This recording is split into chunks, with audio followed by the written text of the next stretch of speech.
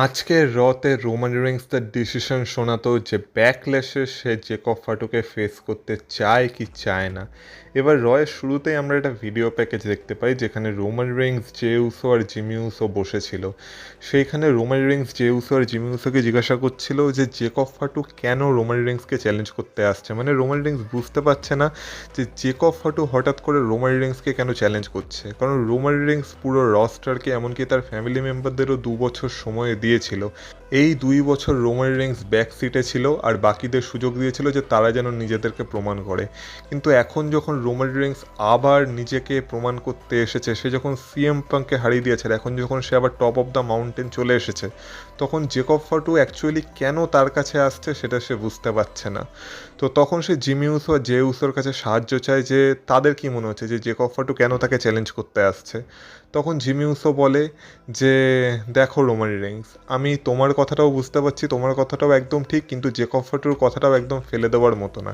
Jacob ফাটু যে কথাগুলো বলেছিল সেগুলো একদম সত্যি, সে তার পরিবারের জন্য যেগুলো করতে চায় সেগুলো করার জন্য সব কিছু দরকার, কিন্তু সমস্যা হয়ে গেল যে এইটা করার জন্য সে তোমার এগেনস্টে আসছে, আর এটাই হলো মেন সমস্যা।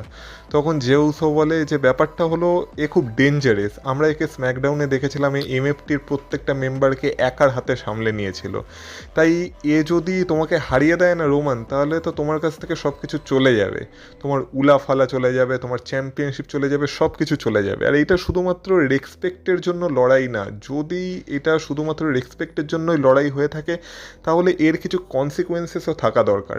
তখন রোমান রিংস বলে ঠিক কথা বলেছ, এটার কিছু কনসিকুয়েন্সেস থাকা দরকার, আমরা এখানে চ্যারিটি করতে আসিনি। তো ঠিক আছে, আমি তোমার কথাও শুনলাম, তোমার কথাও শুনলাম, আর তোমরা দুজনই ঠিক কথা বলেছো, তো এর কিছু কনসিকুয়েন্সেস অবশ্যই থাকা দরকার। তো আমি আজকের রাতের শেষে এই বিষয়টা নিয়ে কথা বলবো আর এই বিষয়টা জানাবো। তো তখন জেউসো আর জিমি উসো রোমান রিংসকে বলে যে হ্যাঁ তুমি আমাদের ট্রাইবেল চিফ আর আমরা তোমাকে রেসপেক্ট করি আর ফ্যামিলি কেম ফার্স্ট। আর তখন রোমান রিংসও তাদের হাতে হাত রাখে আর বলে দ্য ফার্স্ট ফ্যামিলি। তো এইভাবেই আজকের শুরু হয়, আর বাকি রতে কী হলো সেটা নিয়ে এই ভিডিওতে কথা হবে, তাই ভিডিওটা পুরোটা দেখো, স্কিপ করো না, কারণ তোমরা দেখছো wrestle entertainer. So let's start the entertainment.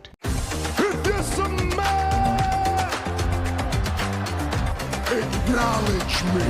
Acknowledge me. You there, sitting at home. Acknowledge me. এবার রয়ের প্রথম যে সেগমেন্টটা ছিল সেখানে আমরা সেথ রলিন্সকে দেখতে পাই। সেথ রলিন্সই আজকে রকে শুরু করে, আর আজকে সেথ রলিন্স এসেছিল ব্রন ব্রেকারের কাছে উত্তর চাইতে যে ব্রন ব্রেকার তার সাথে যে কাজগুলো করেছে সেই কাজগুলো ব্রন ব্রেকার কেন করেছে। তো ব্রন ব্রেকারকে আজকে সেথ রলিন্স ডাকে, ব্রন ব্রেকার সেথ রলিন্সের সামনে এসে দাঁড়ায় আর সেথ রলিন্স তাকে জিজ্ঞাসা করে যে আমি তোর জন্য এত কিছু করলাম তবু তুই আমার সাথে এরকম ব্যবহার কেন করলি আর আমার এগেনস্টেই কেন গেলি। তারপর সেথ রলিন্স ব্রন ব্রেকারকে গোনাতে থাকে যে সে ব্রন ব্রেকারের জন্য কী কী করেছে। সে বলে যখন এনএক্সটিতে ব্রন ব্রেকারের সময় খুব ভালো চলছিল তখন সে শন মাইকেলের সাথে কথা বলেছিল আর বলেছিল এনএক্সটিতে তোমার যে বেস্ট ট্যালেন্ট আমি তার এগেনস্টে একটা ম্যাচ চাই।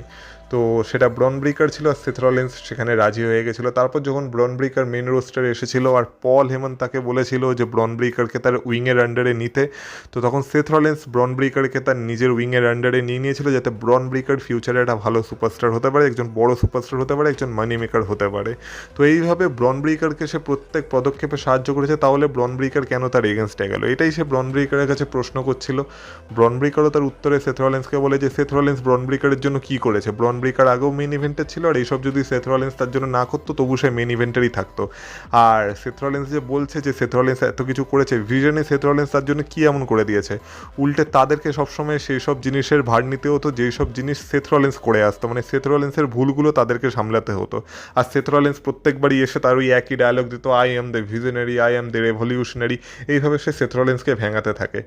এবার আজকের এই সেগমেন্টটা এমন ছিল না যে দুজন দুজনকে অপমানও করছে আবার দুজন দুজনের প্রশংসাও করছে। যেমন সেথ রলিন্স ব্রন ব্রেকারকে বলছিল যে সে খুব ভালো ট্যালেন্ট, সে একজন ফিউচার সুপারস্টার আর সে মানে ডাব্লিউডাব্লিউকে ক্যারি করতে পারে ফিউচারের, এইসব সেথ রলিন্স তার মধ্যে দেখেছে।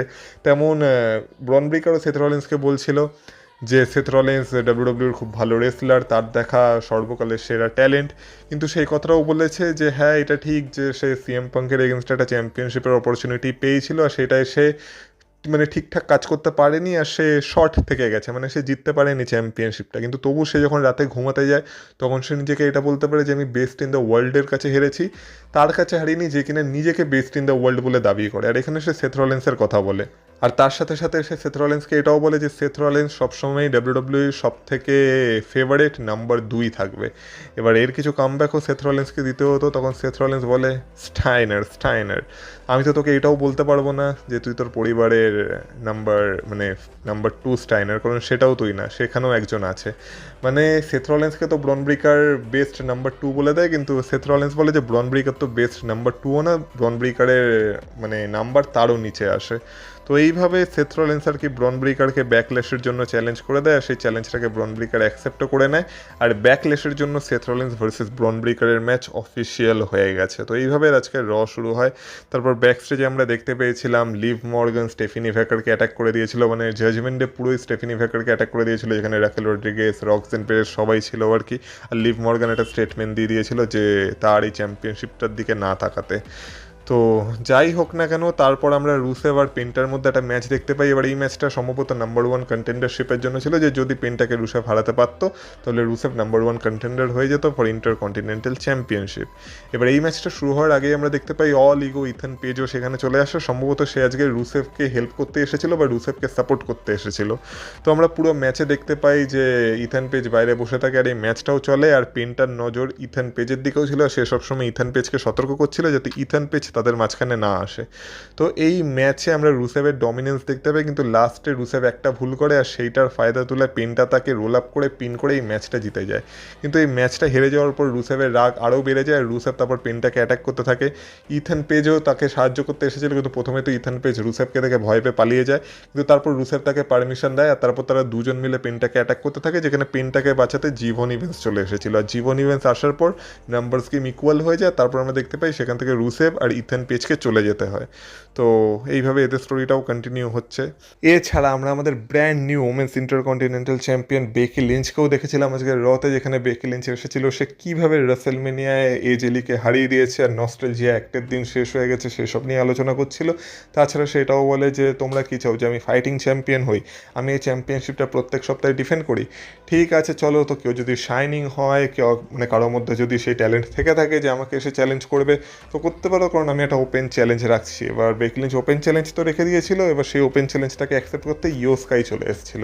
এবার ইও স্কাইকে দেখে বেকি লিঞ্চ খুব একটা খুশি তো হয় না, তখন বলে যে তুই এখানে কী করতে এসেছিস, আমি তো এমন কাউকে চাইছিলাম যে কিনা আমাকে এই চ্যাম্পিয়নশিপটার জন্য চ্যালেঞ্জ করতে পারে, কিন্তু আমি তোকে তো আশা করিনি, আর তুই অতটা অর্থিত না এই চ্যাম্পিয়নশিপটার জন্য। যাই হোক না কেন, আমার মনে হয় তুই হয়তো রিয়া রিপ্লির হয়ে চ্যালেঞ্জকে অ্যাকসেপ্ট করতে এসেছিস। এবার হয়তো আমরা মামি ভার্সেস বেকি লিঞ্চের মধ্যে ম্যাচ দেখতে পাবো, যেখানে আমি হয়তো আবার বেকি 2 বেল্টস হয়ে যাব, আর আবার আমার সেই বেকি 2 বেল্টসের দিন ফিরে আসবে, আবার আমি ডাবল চ্যাম্পিয়ন হয়ে যাব। তো তোর মধ্যে তো সেসব ক্ষমতা নেই, তুই শুধু রিয়া রিপ্লির সাইড কিক হয়ে থাকতে পারিস। তো এই বলতে বলতে আমরা দেখতে পাই যে ইও স্কাই রাগ হয়ে যায়, ইও স্কাই বেকি লিঞ্চের উপর অ্যাটাক করে দেয়, কিন্তু সেই অ্যাটাকটা করার পর বেকি লিঞ্চ সেখান থেকে কেটে পড়তে যায়, কিন্তু সেখানে অ্যাডাম পিয়ার্স চলে আসে। অ্যাডাম পিয়ার্স বলে যে এটা কী হচ্ছে, তুই তো ওপেন চ্যালেঞ্জ করেছিলি, আর ইও স্কাই এসে তোর ওপেন চ্যালেঞ্জকে অ্যাকসেপ্ট করেছে, তো এবার তোদের মধ্যে ম্যাচ হবে ইন্টারকন্টিনেন্টাল চ্যাম্পিয়নশিপের জন্য, রেফারি চলে আসো, ম্যাচটাকে শুরু করো। তো তারপর ম্যাচটা শুরু হয়। এবার এই ম্যাচে আমরা দেখতে পাই ম্যাচটা দুর্দান্ত ম্যাচ ছিল। এই ম্যাচে ম্যান হ্যান্ডেল স্ল্যাম থেকে কাইরিসেন কিক আউটও করেছিল, আর অনেক ক্লোজ পিনফল ছিল এই ম্যাচে। কিন্তু এই ম্যাচের মোড় পরিবর্তন তখনই হয় যখন আসুকা এই ম্যাচে ইন্টারফেয়ার করে, আর আসুকার ইন্টারফিয়ারেন্সের কারণে ইও স্কাই ডিস্ট্র্যাক্টেড হয়, আর ইও স্কাই যখন ডিস্ট্র্যাক্টেড হয় তখন বেকি লিঞ্চ সেটার সুযোগ নিয়ে তাকে আরেকটা ম্যান হ্যান্ডেল স্ল্যাম মেরে দেয়, আর ইও স্কাইকে পিন করে তার ইন্টারকন্টিনেন্টাল চ্যাম্পিয়নশিপ সাকসেসফুলি রিটেন করে নেয় এই ম্যাচে। কিন্তু যখন সে তার চ্যাম্পিয়নশিপ রিটেন করে সেখান থেকে চলে যায়, তখন আমরা দেখতে পাই আসুকা ইও স্কাইয়ের উপর অ্যাটাক কন্টিনিউ রাখে, আর ইও স্কাইয়ের অবস্থা খারাপ করে দেয়। আর সে সময় অডিয়েন্স উই ওয়ান্ট কাইরি করছিল, যেহেতু কাইরিসেনকে ডাব্লিউডাব্লিউ থেকে বের করে দেওয়া হয়েছে, কিন্তু ডাব্লিউডাব্লিউ সেই যে চ্যান্টগুলো হচ্ছিল সেগুলোকে চাপিয়ে দেয়। পরবর্তীকালে আমরা দেখতে পাই ইও স্কাই ভার্সেস আসুকার ম্যাচ এই বছরের ব্যাকল্যাশের জন্য কনফার্ম হয়ে গেছে। তো ব্যাকল্যাশের জন্য আমরা আরেকটা ম্যাচ পেয়ে যাই এখান থেকে। তো এরপর রয়ের নতুন মেম্বার জো হেনরির একটা কনসার্ট ছিল, যেই কনসার্টে একটা গানের মাধ্যমে জো হেনরিটা জানায় যে সে র ব্র্যান্ডকে অফিসিয়ালি সাইন করে ফেলেছে, আর তারপর সে লোগান পলের উপর শট নিতে থাকে যে can we fire Logan Paul, এইভাবে গান করতে থাকে কনসার্টের মতো করে, সবাই তার সাথে গান করে। আর লোগান পল এটা দেখে খুবই রেগে যায়। লোগান পল তারপর রাগের সাথেই বেরিয়ে আসে অস্টিন থিওরির সাথে, আর লোগান পল বলে যে তুই আমাকে ফায়ার করার কে হোস, আমি হলাম লোগান পল, আমি চ্যাম্পিয়ন, আমি একজন উইনার। তো এই বলতে বলতে সে রিংয়ে যায়, আর তখন জো হেনরি তাকে মনে করিয়ে দেয় যে রেসেলমেনিয়ায় তারা হেরেছিল, মানে তারা হলো লুজার। তো এরপর আমরা দেখতে পাই পুরো ভিশন মানে অস্টিন থিওরি আর লোগান পল মিলে জো হেনরির উপর অ্যাটাক করে দেয়। তারপর জো হেনরি ফাইট ব্যাক করার চেষ্টা করে, কিন্তু নাম্বারস গেম তার এগেনস্টে ছিল। এবার নাম্বারস গেমকে ইকুয়াল করতে বা আরও বেশি করতে সেখানে স্ট্রিট প্রফিটস চলে আসে। স্ট্রিট প্রফিটস যখন চলে আসে তখন স্ট্রিট প্রফিটস আর জো হেনরি নাম্বারস গেমসে এগিয়ে যায়, আর তারপর তারা লোগান পল আর অস্টিন থিওরিকে সেখান থেকে আর কি মেরে ধরে তাড়িয়ে দেয়। আর পরবর্তীকালে আমরা দেখতে পাই যে স্ট্রিট প্রফিটস হয়তো সম্ভবত এবার এই চ্যাম্পিয়নশিপটার জন্য যাবে, আর সেথ রলিন্সও ব্যাকস্টেজে তাদের সাথে দেখা করেছিল, কিন্তু স্ট্রিট প্রফিটস বলে দিয়েছিল যে তারা সেথ রলিন্সকে কোনো রকম কোনো হেল্প করতে আগের সপ্তাহে আসেনি, তারা এসেছিল এই চ্যাম্পিয়নশিপটার জন্য। আর তাদের যা বিজনেস সেটা হচ্ছে লোগান পল আর অস্টিন থিওরির সাথে। তো এইভাবেই আজকের এই সেগমেন্টটাও শেষ হয়। কিন্তু হ্যাঁ, জো হেনরি এবার অফিসিয়ালি রতে সাইন করে ফেলেছে, মানে এখন জো হেনরি হয়ে গেছে অফিসিয়ালি একজন র সুপারস্টার।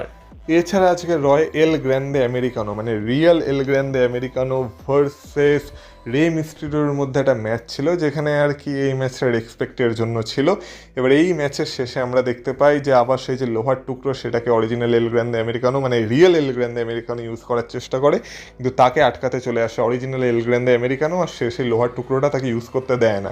আর রে মিস্ট্রিও সেটার ফায়দা তুলে নেয়। রে মিস্ট্রি এই ম্যাচে রিয়েল এল গ্র্যান্ডে আমেরিকানোকে হারিয়ে দেয়, এমনকি সেই লোহার টুকরোটাও নিজের কাছে রেখে দেয়। যেহেতু ট্রিপল এতে তাদের মধ্যে একটা মার্কস ভার্সেস মার্কস ম্যাচ হতে চলেছে অরিজিনাল এল গ্র্যান্ডে আমেরিকানো রিয়েল এল গ্র্যান্ডে আমেরিকানোর মধ্যে, তো সেই ম্যাচে তারা যেন এই লোহার টুকরো ব্যবহার করতে না পারে, তো সেই কারণে রে মিস্ট্রিও সেটাকে নিজের কাছেই রেখে দেয়।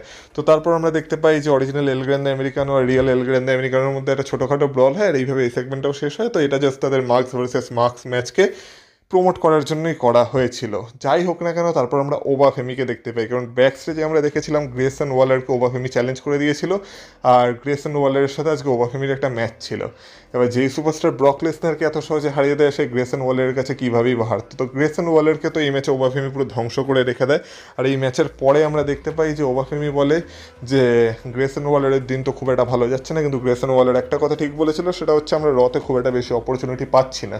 এবার আমিও যেহেতু খুব একটা বেশি অপরচুনিটি পাচ্ছি না, তাই আমি আজকের থেকে একটা ওপেন চ্যালেঞ্জ রাখছি, যেটা হচ্ছে ওবা ফেমি ওপেন চ্যালেঞ্জ। তো পুরো রয় ওপেন চ্যালেঞ্জে ঘুরছে। আমার মনে হয় না যে ক্রিয়েটিভের লোকজনেরা বেশি কিছু আর মাথা খাটাচ্ছে বলে সব কিছুই ওপেন চ্যালেঞ্জ। তো ওবা ফেমি ওপেন চ্যালেঞ্জ রেখে দিয়েছে যে যারা যারা মেন ইভেন্ট স্ট্যাটাস পেতে চায় বা মেন ইভেন্টে কেমন লাগে সেটা দেখতে চায়, তারা এসে ওবা ফেমিকে চ্যালেঞ্জ করতে পারে। এবার দেখো, চ্যাম্পিয়নশিপের জন্য ওপেন চ্যালেঞ্জ হলে তবু মানা যায় যে ঠিক আছে, ইউএস চ্যাম্পিয়নশিপের জন্য ওপেন চ্যালেঞ্জ, ইন্টারকন্টিনেন্টাল চ্যাম্পিয়নশিপের জন্য ওপেন চ্যালেঞ্জ, সেখানে তবু মানা যায় যে ঠিক আছে ওপেন চ্যালেঞ্জ জিতলে তারা একটা চ্যাম্পিয়নশিপ জিততে পারবে।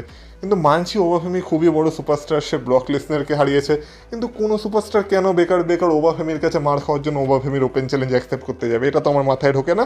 কিন্তু তবু ওবা ফেমি ওপেন চ্যালেঞ্জ শুরু হয়ে গেছে, আর প্রত্যেক সপ্তাহে আমরা দেখবো কেউ না কেউ ওবা ফেমির ওপেন চ্যালেঞ্জকে অ্যাকসেপ্ট করবে, আর ওবা ফেমি তাদেরকে খুব সহজেই হারাতে থাকবে যতক্ষণ না তার সামনে কোনো হাট্টা কাট্টা সুপারস্টার চলে আসছে। তো এটাই হবে আর কি। কিন্তু আমার মনে হয় ডাব্লিউডাব্লিউইর ক্রিয়েটিভের লোকজনরা পুরোই শেষ হয়ে গেছে, আর তাদের মধ্যে কিছু নেই। যাই হোক না কেন, এবার ওমেন্স ট্যাগ টিম চ্যাম্পিয়নশিপের নাম্বার 1 কন্টেন্ডারশিপের জন্য আমরা একটা ম্যাচ দেখতে পাই, যেখানে একদিকে ছিল বেলি আর লায়রা ভ্যালকাইরিয়া, আরেকদিকে ছিল জাজমেন্ট ডে। কিন্তু এই ম্যাচটার আগে আমরা একটা ব্যাক স্টেজের সেগমেন্টে দেখতে পাই, যেখানে লিভ মর্গান রক্সেন প্যারেসকে এটা বোঝানোর চেষ্টা করছিল যে রক্সেন প্যারেসকে যেহেতু ফিন ব্যালার এনেছিল, আর এখন যেহেতু তারা ফিন ব্যালারকে বের করে দিয়েছে, তো রক্সেন প্যারেসের হয়তো অবশ্যই খারাপ লেগেছে।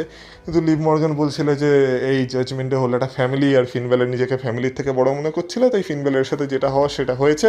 কিন্তু রক্সেন প্যারেসকে সে পুরোপুরি সাহায্য করবে, এমনকি আজকে তার ম্যাচে সে তার রিং সাইডেও থাকবে।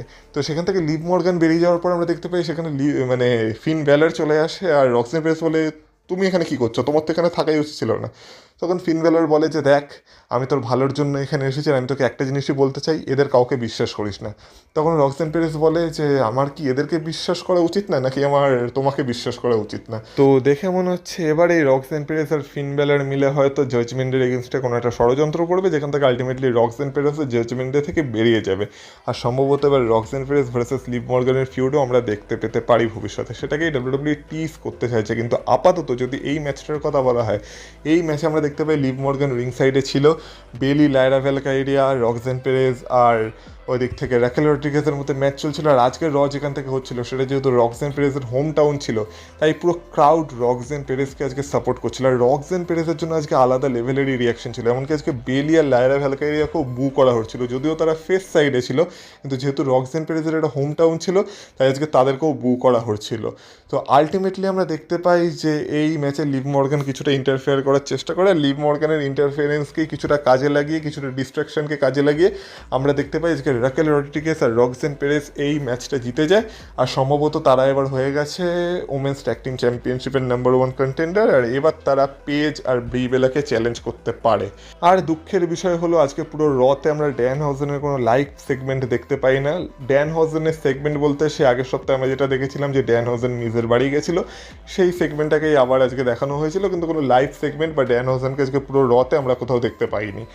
যাই হোক না কেন, এবার সময় চলে আসে মেন ইভেন্টের, যেখানে আমাদের ওটিসি রোমান রিংসের এন্ট্রি হয়। আজকে রোমান রিংস পুরো একা ছিল, আজকে তার সাথে দি উসোস ছিল না।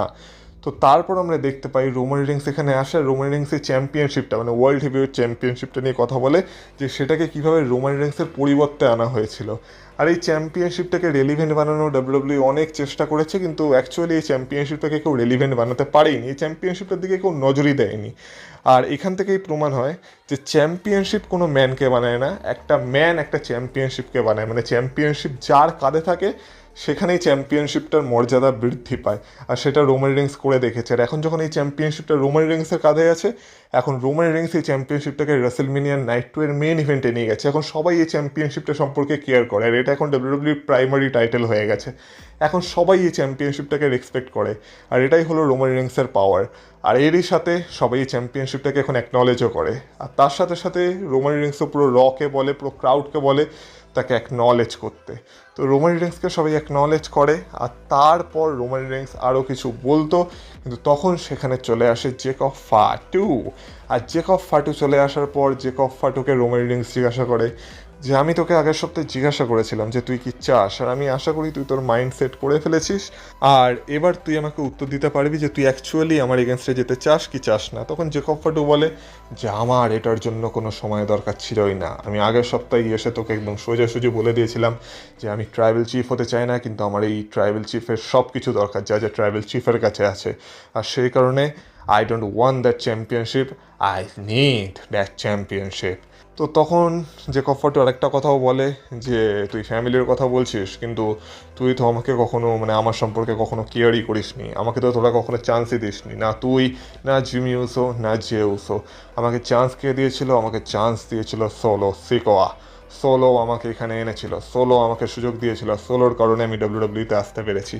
তখন রোমান রিংস বলে যে তোর কি মানে তুই কি একটু কম বুঝিস নাকি তুই সত্যিই এতটা বোকা, আর আমি তোকে যতটা চালাক ভেবেছিলাম তুই অতটা চালাক না, তুই সোলোর কথা বলছিস।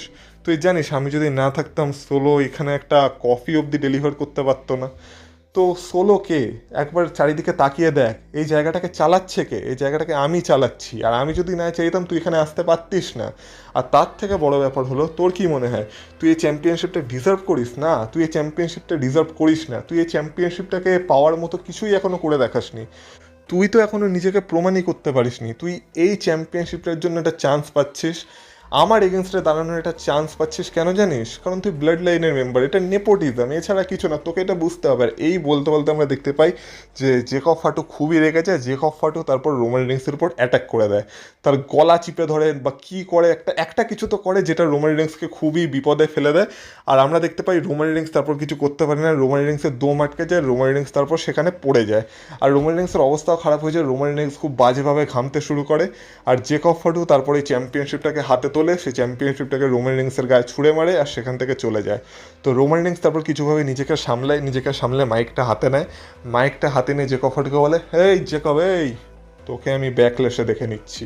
আর জেকব ফাটু যেতে যেতে বলে আমি ব্যাকল্যাশ অব্দি অপেক্ষাও করবো না, আমি তোকে নেক্সট উইকের রতেই দেখে নিচ্ছি। তার মানে নেক্সট উইকের রতেও যে রোমান রিংস আসতে চলেছে এটা এখান থেকে কনফার্ম হয়ে গেছে। আর তার সাথে সাথে ব্যাকল্যাশে আমরা রোমান রিংস ভার্সেস জেকব ফাটুর ম্যাচ দেখতে চলেছি, এটাও আজকে অফিসিয়ালি কনফার্ম হয়ে গেছে। তো এখান থেকেই রোমান রিংসের ফার্স্ট চ্যালেঞ্জারকেও আমরা অফিসিয়ালি পেয়ে গেছি, আর র আজকে এখানেই শেষ হয়ে যায়। আর আমি বলবো দেখো আজকের রয়ের এপিসোডটা খুব একটা ভালো এপিসোড ছিল না। আমরা যদি রোমান রিংসের সেগমেন্টটাকে বাদ দিয়ে দিই তাহলে র আজকে একটা অ্যাভারেজ শো ছিল বা না দেখার মতোই শো ছিল, খুব একটা হাইফাই এপিসোড ছিল না। শুধুমাত্র রোমান রিংস যেহেতু এখন রেগুলার রতে আসছে তাই বলা যেতে পারে যে রয়ের মর্যাদা আজকে কোথাও না কোথাও বেঁচে গেছে। রোমান রিংসকে বাদ দিয়ে দিলে এই শোটায় আর কিচ্ছু ছিল না সেরকম। আর র দেখে সত্যি আজকে খুব একটা ভালো আমার লাগেনি, কিন্তু তোমাদের কেমন লেগেছে সেটা তোমরা অবশ্যই আমাকে কমেন্ট বক্সে কমেন্ট করে জানাতে পারো। আর বাকি ভিডিওটা তোমাদের ভালো লেগে থাকলে ভিডিওটাতে অবশ্যই এটা লাইক করে দিয়ে যাও। এই চ্যানেলে নতুন হয়ে থাকলে চ্যানেলটাকে সাবস্ক্রাইব করে দিও, ভিডিওটাকে হাইপ করো, বন্ধুদের সাথে ভিডিওটা শেয়ার করো যদি কেউ ডাব্লিউডাব্লিউ দেখে থাকে। তো তার সাথে সাথে তোমরা তোমাদের গুরুত্বপূর্ণ মতামত কমেন্ট বক্সে কমেন্ট করে আমাকে জানিও। আমাকে ইনস্টাগ্রাম আর ফেসবুকে ফলো করতে চাইলে তার লিঙ্ক পেয়ে যাবে তোমরা এই ভিডিও ডিসক্রিপশনে। তো সেখান থেকে গিয়ে তোমরা আমাকে ফলো করে আসতে পারো, তাহলে তোমাদের সাথে কথা হবে আবার পরের ভিডিওতে। ততক্ষণ তোমরা ভালো থেকো, টাটা।